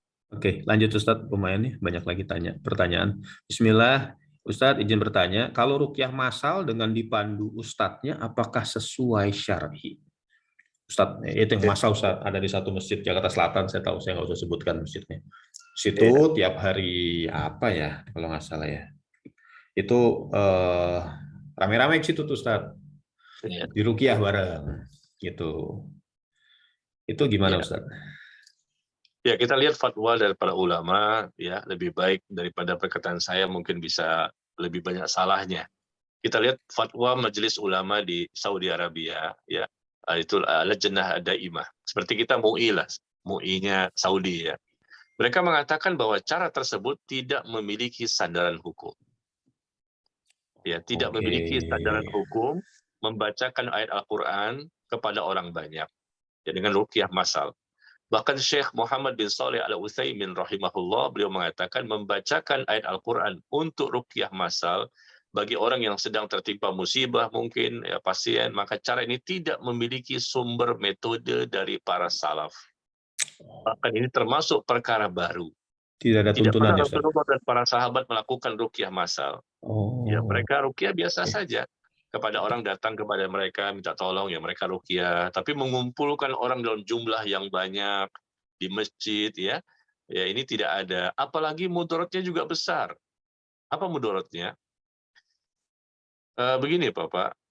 Kalau kita lihat ruqyah massal itu kan banyak ada orang yang sampai menjerit-jerit, berteriak-teriak, ya, sampai muntah-muntah juga ada. Betul Dan Ustadz. ini kan bisa bisa apa ya, bisa mengekspos aib orang lain. Aib itu dijaga, ya. Kalau memang ada indikasi, kita sembunyikan. Ya, dia diganggu, diganggu sampai ketahuan semua orang bisa menonton kan. Bayangkan Ya, Bapak ya. di video itu kita lihat, saya juga menonton di video. Dia teriak-teriak, itu kan mempermalukan orang lain. Apalagi Hmm, wanita, dia berteriak-teriak, menjerit-jerit, sampai terbuka auratnya, terbuka jilbabnya. Itu kan mempermalukan orang lain, dan itu aib. Ya. Ruqyah itu jangan sampai di hadapan orang banyak. Karena bisa jadi ketika dia terindikasi, diganggu oleh setan jin, bisa jadi kan dia bergerak dengan gerakan-gerakan yang tidak dia sadari. Dengan ucapan-ucapan yang tidak dia sadari. betul Nah, Ustadz. sehingga itu nanti kalau dia sadar, Pak, dia nonton videonya, dia malu itu. Ya, ya, betul, Dia betul. malu menonton videonya ketika itu ternyata saya lagi teriak-teriak begini, ditonton oleh jutaan orang, ya. Ditonton oleh jutaan orang di video YouTube itu. Atau mungkin bukan YouTube, tapi di masjid. Di masjid kan orang melihat semua. Wah, ibu Ya, itu, betul Ustadz. wah ibu ini, wah bapak ini, wah bapak itu. Ya ketahuan, kita aib. Dia harus merasa punya malu ketika dia melakukan sesuatu yang bisa menjadikan dia malu, gitu. Jadi ini bukan masalah, kan wajar lah, ini kan ruqyah, saya kan memang sedang sakit, oh nggak bisa seperti itu. Apalagi kalau dia wanita, tentunya dia akan lebih malu lagi, karena bisa Betul Ustadz. tanpa dia sadari dia teriak-teriak, atau terbuka auratnya, ya, Betul. teriak histeris, ya meraung-raung gitu ya. Nah, ini tentunya tidak diperkenankan, sehingga diketahui aibnya oleh orang banyak. Nah, seperti itulah. Make Demikian, sense Pak. Ustadz. Oke, lanjut Ustadz. Bismillah, semoga Ustadz selalu dalam perlindungan Allah. Izin bertanya, bagaimana cara melepaskan diri dan keluarga dari jin nasab? Pernah baca bahwa kita harus mengucapkan ikrar melepas perjanjian dengan jin. Ikrarnya seperti bagaimana Ustadz? Dan apakah harus dalam keadaan suci atau boleh dilakukan dalam keadaan haid? Jazakallah khair Ustadz. Nah, ini pertanyaannya unik nih Ustadz nih. Bisa diulang kembali, Pak? Semoga izin bertanya, bagaimana cara melepaskan diri dan keluarga dari jin nasab? Pernah baca bahwa kita harus mengucapkan ikrar melepas perjanjian dengan jin. Ikrarnya seperti bagaimana Ustadz? Dan apakah harus dalam keadaan suci? Gitu Ustadz. Iya. Wah, ini serius nih Ustadz nih. Ada perjanjian nih. Jin Gitu. nasab. Wallahu alam, apa yang dimaksud dengan jin nasab yang ditanyakan oleh Bapak atau Ibu tadi ya. Tapi mungkin barangkali yang saya pahami, maksud barangkali jin nasab ini, kalau benar ya, apa yang sesuai yang ditanyakan tadi, yaitu biasanya ada dari orang tuanya atau kakeknya yang memang berinteraksi dengan setan jin. Ya, berinteraksi dengan setan jin, kakeknya, atau mungkin bapaknya lagi, mungkin ya, turun-temurun. Jadi itulah katanya nasab. Jin itu akan turun kepada anaknya, nanti turun kepada cucunya, turun kepada cicitnya, ya. Ini nasab. Nasab ini artinya si jin ini Turun sudah temurun. memberikan pelayanan. Si jin ini sudah memberikan pelayanan, bantuan kepada orang-orang yang di atasnya. Jadi bapaknya, kakeknya, bahkan di atasnya lagi. Jadi jin ini akan terus memberikan pelayanan kepada anak cucunya nanti. Ya. Nah, mungkin tadi ditanyakan bagaimana melepaskan. Saya nggak mau lagi berinteraksi dengan setan jin. Ini kan warisan dari bapak saya. Kalau warisannya duit nggak apa-apa. Betul, Ustaz. Kalau warisannya duit nggak apa-apa. Ini Warisan yang warisan. jelas-jelas aja, Ustaz, ya. Tanah gitu kan. Heeh. Karena nggak usah gede-gede deh, 1000 hektar gitu kan. Amin ya Allah. Iya, mungkin maksudnya jin nasab begitu. Jadi dapat warisan dari kakeknya, mungkin dari bapaknya, sehingga mereka harus mewarisi. Dari anak-anak ini pertama, nanti ke anak kedua, anak ketiga, dan seterusnya. Nah, sebetulnya kalau anak-anak itu memang mereka muslim dan muslim bertauhid, ya mereka tidak boleh menerima itu. Mereka lepaskan. Itu ikatan perjanjian kan mungkin dari kakeknya, mungkin dari bapaknya, yang mereka pasti perjanjian itu ada ibadah ritual khusus. Ya, betul. Ada Ya, ritualnya, betul. iya, nggak mungkin nggak ada ritual. Dan itu pernah saya lihat, saya buktikan. Ya, Ada tetangga ijab saya kabul nanti ya, Ustaz. seperti itu. Iya, tetangga saya itu punya ruang khusus di rumahnya, ada kamar khusus untuk mereka memberikan berbagai macam ritual-ritual seperti itu. Dan Wah, anak-anaknya ini mendapatkan itu dari bapaknya. Nah, bapaknya dapat dari mana? Dari kakeknya. Seperti itu. Dan sekarang jatuh kepada anaknya nomor 1 lepas meninggal, jatuh kepada nomor 2 lepas meninggal, jatuh kepada anak ketiga. Seperti itu. Jadi anaknya nanti bisa memiliki tiba-tiba punya kelebihan, punya kesaktian, kayak dukun saja. Bisa melihat sesuatu yang gaib, lalu bisa menemukan barang-barang yang hilang, ya. Padahal dia nggak punya ketakwaan, tidak ada, ngaji juga enggak, baca Quran juga masih berantakan. Tapi kok bisa punya kelebihan seperti itu? Oh, rupanya warisan. ya. Nah, itulah. Jadi memutuskan ini nasab bagaimana? Karena perjanjian itu dari orang-orang di atas mereka, bapak kakek mereka. Maka caranya bagaimana? Dengan cara kita pertama, kita membentengi diri kita dengan ruqyah tadi. Insya Allah kita tidak bisa diganggu oleh mereka untuk mereka masuk kepada kita untuk melanjutkan estafet perjanjian itu. Kita nggak mau. Ya, kalau kita membentengi dengan ruqyah tadi, dengan pembentengan dengan ayat Quran, dengan doa, dengan zikir segala macam, mereka nggak bisa masuk ke dalam badan kita, ke jasad kita. Dan kita bisa menolak mereka, bahkan bisa mengusir mereka. Ya, jadi perjanjian itu kita putuskan bukan berarti di atas kertas, materai, di hadapan notaris, barangkali kita datangkan jinnya di hadapan notaris ya, perjanjian, bukan begitu. Tapi perjanjian itu kita putuskan dengan cara kita berlindung kepada Allah. Jangan sampai mereka mengganggu kita dan keluarga kita. Nah, maka kita bentengi diri kita dan kita jangan memenuhi persyaratan yang mereka inginkan. Betul. Karena kalau kita melakukan persyaratan-persyaratan, ya, lakukan ini ritual ini, ya mereka nanti akan Datang meneruskan, lagi. datang Betul. lagi. Ya, Betul, Ustaz. jadi semua yang ada berkaitan dengan itu kita buang, kita bakar, kita musnahkan. Dan di rumah kita jangan ada lagi hal-hal seperti itu, hasil warisan dari bapak kakek kita, dan kita segera membentengi diri kita menuntut ilmu, kita belajar, kuatkan akidah, kuatkan ketauhidan kita, dan minta hanya kepada Allah semata, insya Allah otomatis putus dia. Ya, otomatis tidak bisa lagi dilanjutkan. Ya, kalaupun ada mereka datang untuk tetap menawarkan, tetap mereka mengganggu, insya Allah udah nggak bisa. Kenapa? Karena kita sudah membentengi diri kita, keluarga kita, rumah kita, sehingga mereka tidak bisa melanjutkan lagi. Ya, demikian. Wallahu a'lam. Jelas, Ustaz. Lanjut, Ustaz. Izin bertanya, seseorang belajar ilmu dibantu jin, kemudian bertaubat dan hendak terlepas diri dari ilmu dan jin tersebut. Bagaimana prosedur ruqyah terbaik sesuai sunatullah dan bagaimana mengetahui bahwa ruqyahnya sudah berhasil? Iya.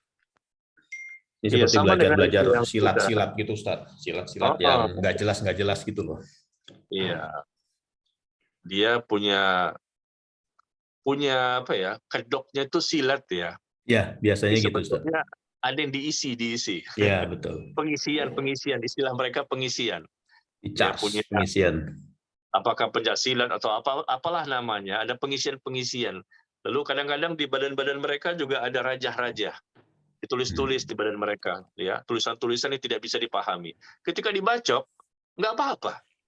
Wah, kena benda tajam, pisau, parang, pedang, nggak masalah, nggak mati dia. Ya karena memang subhanallah betapa bodohnya. Cara-cara yang dilakukan itu adalah meminta kepada selain Allah. Iya, Ya. betul. Rasulullah itu berperang sampai pernah berdarah loh. Para Iya, sahabat yang bertakwa saja betul. sampai mati syahid. Nggak Anda ada yang kebal, siapa? Ustaz. Sahabat Rasul nggak ada yang kebal. Rasulullah saja berdarah, betul, Ustaz. Iya, Anda siapa? Takwa juga enggak, soleh juga enggak, soleha juga enggak, bukan. Enggak selevel sahabat, apalagi Rasulullah. Nah ini pasti ada kelebihan yang berasal dari selain Allah, yang Allah izinkan itu terjadi, tapi itu kerugian bagi mereka. Ya, maka caranya adalah sekali lagi bentengi diri dengan berbagai macam cara pembentengan yang kuat berlapis-lapis ya, dengan ruqyah tadi. Ya, dengan ruqyah kita meruqyah diri kita sendiri, baca zikir pagi petang ya. Kita belajar tauhid, akidah kita kuatkan, kuatkan tingkat keyakinan kita. Kita jauhi segala macam perangkap-perangkap yang bisa menjatuhkan kita kepada perangkap syaitan. Lalu kita bacakan juga surah Al-Baqarah di rumah. Sering-sering baca surah Al-Baqarah di rumah. Karena Nabi mengatakan bahwa syaitan lari dari rumah yang dibacakan surah Al-Baqarah. Ya, bacakan surah Al-Baqarah di rumah karena fa inna syaitan yanfiru minal bait alladzi tuqra'u fihi surat Al-Baqarah. Bacakan surah Dua, Al-Fatihah, surah Al-Baqarah di rumah karena syaitan akan lari dari rumah yang dibacakan surah Al-Baqarah. dua ayat Ya. terakhir, Ustaz. Atau the whole surat? Semuanya, Semuanya, Ustaz, ya? semuanya. Zaman sekolah biasa nyari kunci jawaban, Ustaz. Jadi, Ya. Kalau Bapak kan Kalau Bapak kan biasa baca surah Al-Baqarah itu gampang sebentar itu. insya Allah, Ustaz. Ya, jadi bukan satu dua ya, puluhan cara sebetulnya untuk membentengi diri.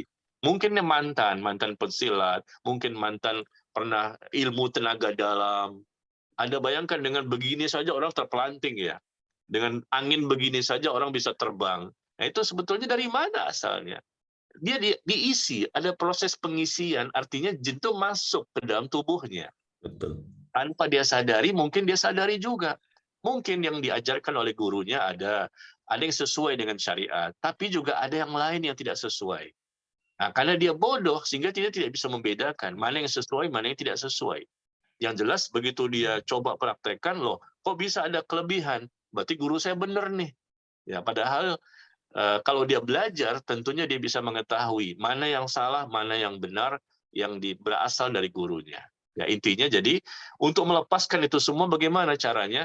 Perbanyak zikir, perbanyak ta'awud, perbanyak ruqyah, perbanyak membaca Al-Quran, perbanyak mendekatkan diri kepada Allah, perbanyak doa agar dijauhkan dari gangguan syaitan, dan perbanyak untuk menuntut ilmu. Ya, perbanyak dekat dengan orang-orang yang saleh, dengan orang-orang yang kuat akidahnya.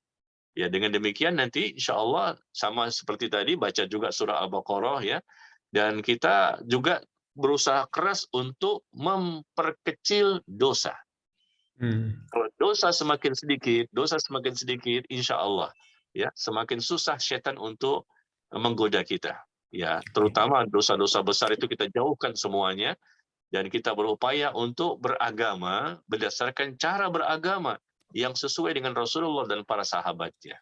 Insya Allah dengan banyak berzikir, banyak berdoa dan seterusnya tadi semua, Allah pun akan semakin menguatkan kita dan kita bisa terlepas dari apa yang dulunya pernah kita lakukan, dari kelebihan-kelebihan itu, jinnya pun akan kabur dan akan menjauh dari kita. Ya, demikian wallahu taala a'lam bishawab. Ini dua pertanyaan terakhir, Ustaz. Bismillah. Izin bertanya, Pak Ustadz, seperti apa ciri-ciri orang yang terkena penyakit AIN dan bagaimana cara mengatasi kalau terkena AIN?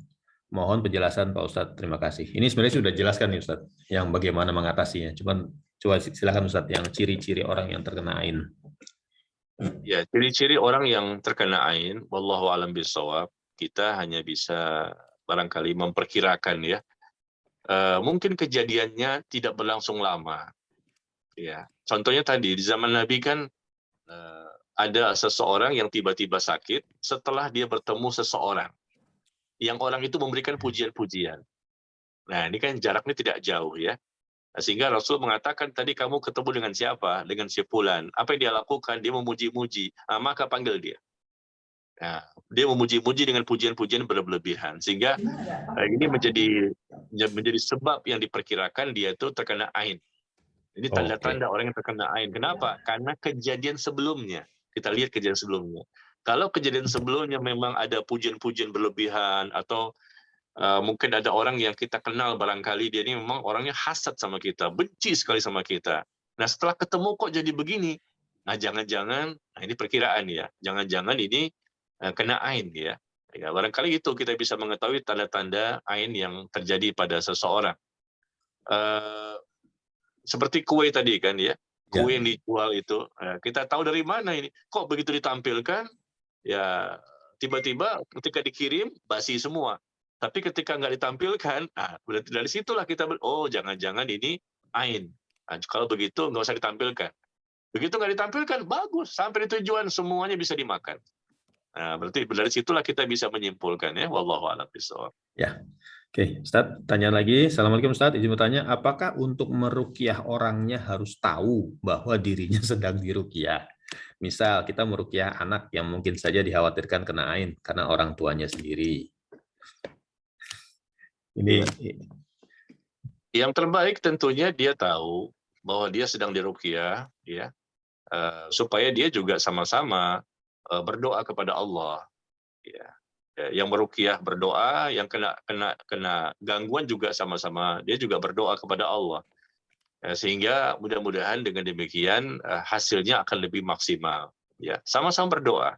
Yang kena gangguan, kalau masih sadar ya, maka dia juga berdoa, dia juga minta kepada Allah. Yang meruqyahnya juga berdoa, minta juga sama Allah ya.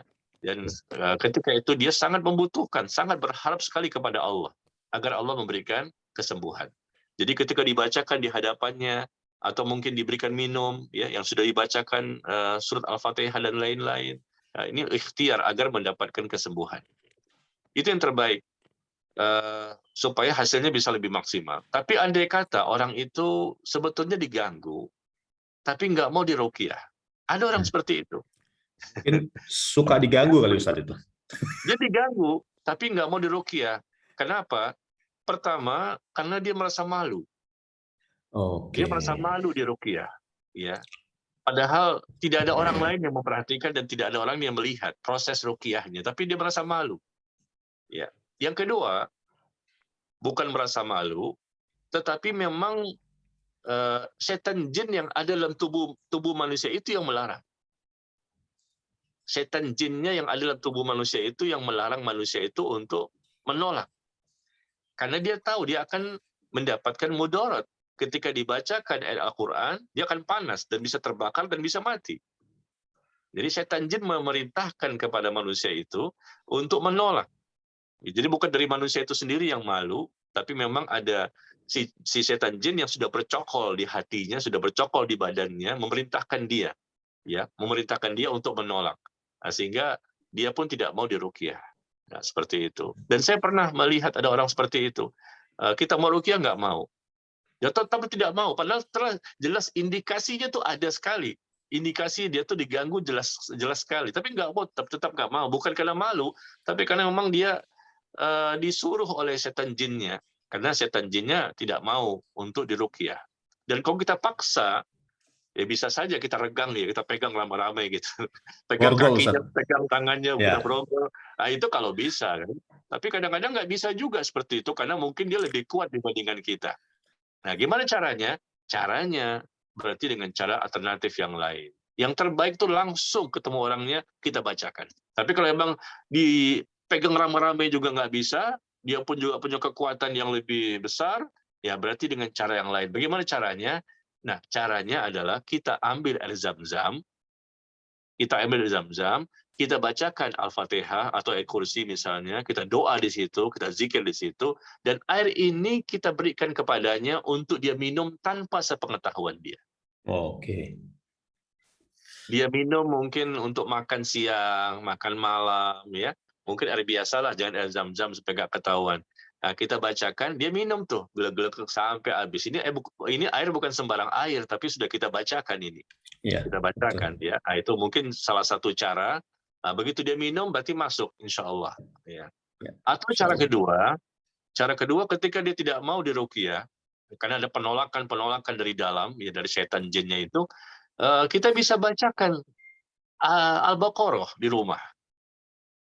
Kita bacakan ayat Al-Baqarah, surah Al-Baqarah di rumah, kita bacakan zikir-zikir di rumah. Karena kan disebutkan di hadis, setan akan lari dari rumah yang dibacakan surah Al-Baqarah. Nah, Mhm. kita nggak bacakan ke dia, tapi di rumah tersebut dibacakan surah Al-Baqarah. Yang terbaik kita yang baca. Ya, kita baca sampai habis. Ya, untuk orang tersebut. Ya, dia nggak mau diruqyah langsung, tapi sebetulnya kita sedang meruqyah dia dengan cara Ya, ya. kita bacakan Al-Baqarah dengan harapan akhirnya kan setan keluar dari tubuh dia. Mudah-mudahan seperti itu. Dan kalau seandainya kita nggak bisa baca, barangkali kita juga lagi sibuk ya, paling tidak kita perdengarkan Al-Quran dari HP kita, Pak. Ya, dari handphone kita tuh kita bisa perdengarkan bacaan Al-Baqarah. Ya, banyak imam-imam di situ yang bisa kita pilih suaranya bagus, kita perdengarkan suaranya, suara Al-Baqarah ini di rumah kita. Itu kalau sudah mentok kitanya nggak bisa. Karena mungkin kita capek, mungkin kita letih, mungkin Ya, kita ya. juga ada keperluan. Paling tidak dari handphone kita, dari komputer atau laptop, kita perdengarkan suara Al-Baqarah itu di rumah kita. Sehingga setan akan lari dari rumah yang dibacakan surah Al-Baqarah. Mudah-mudahan setan yang ada pada tubuh orang itu juga lari. Amin, Ya, amin. barangkali Ya, begitu. Allahu a'lam ya. bishawab. Ya, Ustadz, ini pertanyaan terakhir. Ada yang raise hand dari sahabat kita, Ida. Ida, silakan Ida, lagi raise hand. Ida nggak nulis tapi raise hand nih. Ida monitor, Ida. Apa kepencet mungkin ya? Nanat kepencet kayaknya ya, Ida ya, raise hand nih. Kalau nggak jawab berarti mungkin iya. Iya, kepencet. kayaknya Tapi kepencet saya ya. udah kasih untuk unmute sendiri kalau memang ada pertanyaan. Oh, oke. Ya udah, Tapi ini kalau berarti nggak saya ada bacakan jawaban. 2 lagi terakhir ya. Assalamualaikum, Ustadz. Kalau ini ada masalah bisa melihat jin, apakah benar memang itu melihat atau sekedar halusinasi? Untuk menghilangkan kebiasaan, bagaimana caranya? Karena tidak pernah minta untuk bisa lihat. Itu. Ya. Allah sebutkan di surah Al-A'raf ya. Ya. Di surah Al-A'raf itu ayat yang ke-27 kalau tidak salah. Ya, bisa dilihat.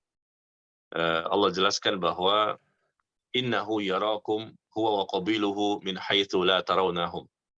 Sesungguhnya iblis itu dapat melihat kamu dari tempat yang kamu tidak bisa melihat mereka. Betul ayatnya?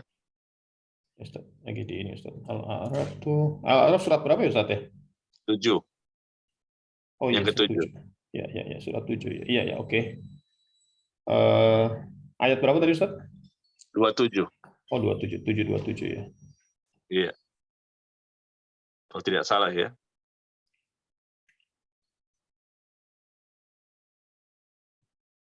Ya betul Ustaz. Wahai anak cucu Adam, janganlah sampai kamu tertipu oleh setan sebagaimana halnya dia telah mengeluarkan ibu bapakmu dari surga. Maksudnya Adam Hawa nih. Dengan menanggalkan pakaian keduanya untuk memperlihatkan aurat keduanya. Sesungguhnya dia dan pengikutnya dapat melihat kamu dari suatu tempat yang kamu tidak bisa melihat mereka. Sesungguhnya kami telah menjadikan setan itu pemimpin bagi orang-orang yang tidak beriman. Iya. Betul Ustaz. Jadi huwa wa qabiluhu maksudnya iblis. Iblis dan para pengikutnya, yaitu setan-setan itu bisa melihat kamu dari tempat yang kamu tidak bisa melihat mereka. Ya, kamu maksudnya manusia Ya. tidak bisa melihat iblis. Iblis dari kalangan jin. Ya, iblis itu tercipta dari kalangan jin. Dan kamu tidak bisa melihat jin dalam bentuk rupa yang aslinya nggak bisa. Tapi setan jin atau malaikat bisa melihat kita. Ya. Dari sinilah kata para ulama bahwa manusia sebetulnya tidak bisa melihat jin, tidak bisa melihat malaikat. Ya, hukum asalnya seperti itu.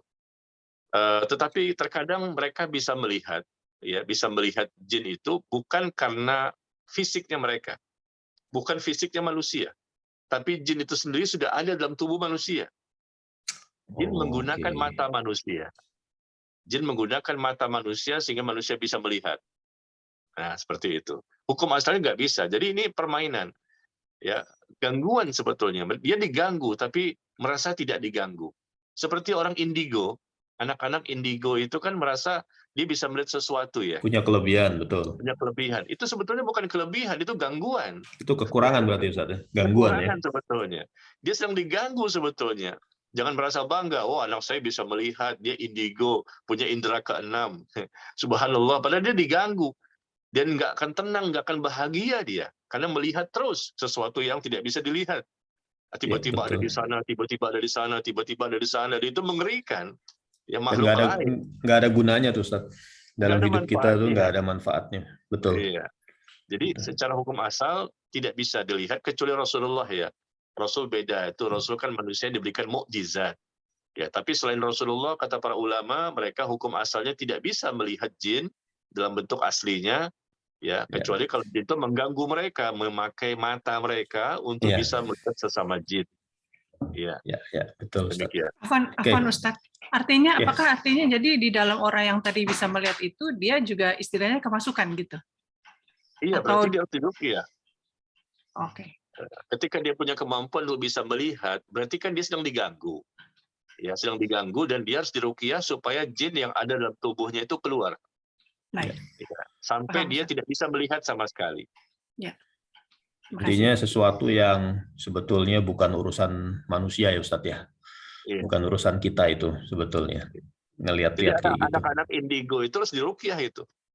Ya. Supaya dikeluarkan jin yang ada di tubuh mereka. Kalau zaman dulu dipakai tuh Ustadz buat cari nomor. Bukan ngelihat jin, ngelihat nomor yang bakal keluar zaman dulu. Ini Ustadz, terakhir banget nih Ustadz, sahabat saya nanya nih, izin bertanya, bagaimana kita menghindari penyakit ain ini? Mengingat kita sebagai makhluk sosial selalu berinteraksi dengan manusia lain. Terima kasih. Jadi ini yang tanya nih mungkin sering posting di IG nih Ustadz nih. Jadi takut dipuji-puji gitu. Iya, termasuk saya juga kan. Saya kan videonya banyak di YouTube atau Instagram, video-video saya kan berarti kan terlihat wajah saya. Berarti kita semua sama-sama harus membentengi diri kita.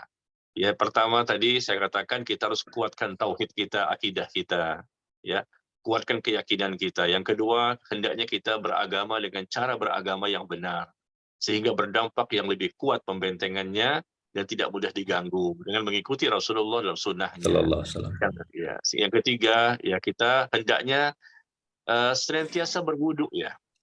Kalau batal wudu, wudu lagi. Batal wudu, wudu lagi. Ya, ini insya Allah salah satu cara untuk membentengi. Dengan wudu itu insya Allah mereka akan lebih sulit mengganggu kita.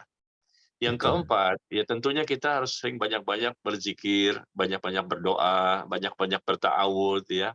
Dengan segala macam aktivitas kita, pagi, siang, sore, malam. Di mana saja kita berdoa dan berta'awud dan berzikir. Ya, Rasulullah kan mengajarkan banyak sekali zikir itu. Bukan hanya zikir pagi dan petang. Bukan hanya zikir ketika selesai salat fardu saja.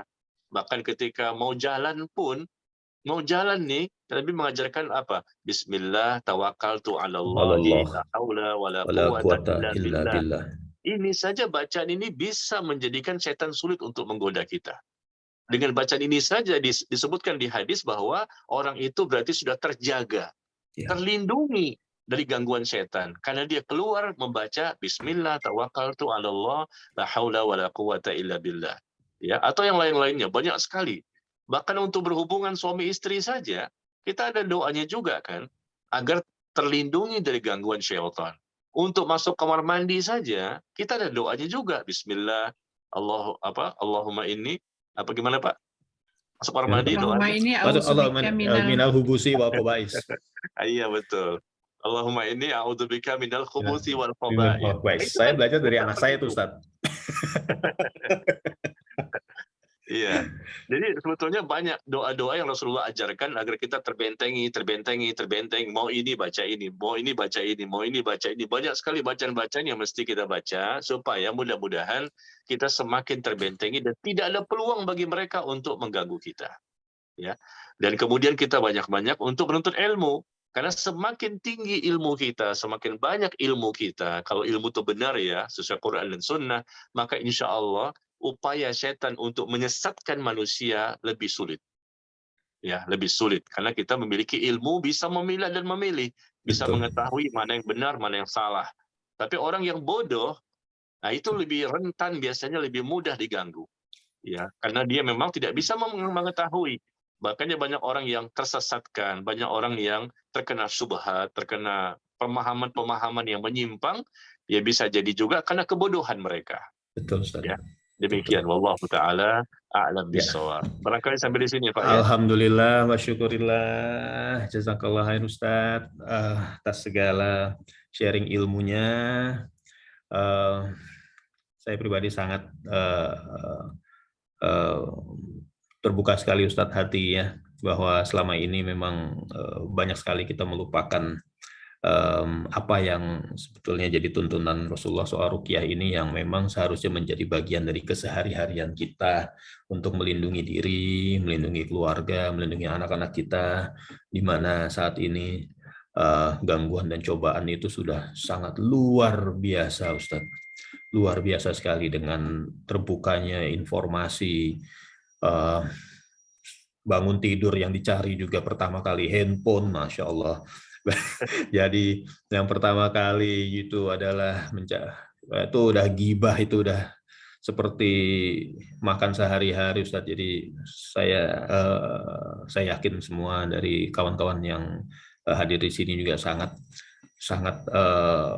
terbantu sekali, sangat terbuka sekali pemikirannya bahwa kita memang harus kembali kepada apa yang sudah dituntunkan oleh baginda Rasulullah SAW. Alhamdulillah Ustadz, dengan pertolongan Allah Ustadz, dengan izin Allah juga Ustadz bisa bergabung di sini mencerahkan kita semua. Saya atas nama kawan-kawan dan atas nama Rohis 389 mengucapkan banyak terima kasih Ustadz. Ya, mohon ditutup dengan doa untuk kami semua Ustadz. Iya.